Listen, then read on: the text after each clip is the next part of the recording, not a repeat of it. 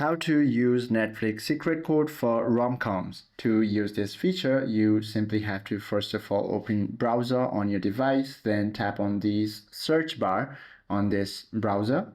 From the search box, you simply have to type in Netflix secret codes for romcom.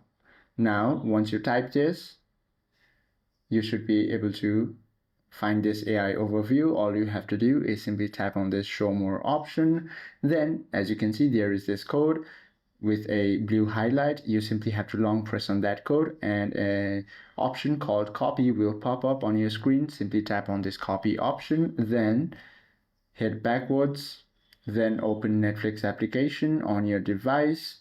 And once you do so, all you have to do is simply log into your account, then paste that specific code on the search box, and you should be able to enjoy all romcoms playlist on your Netflix. I hope this video helps you out a lot. If you have any question or queries, please do comment down below.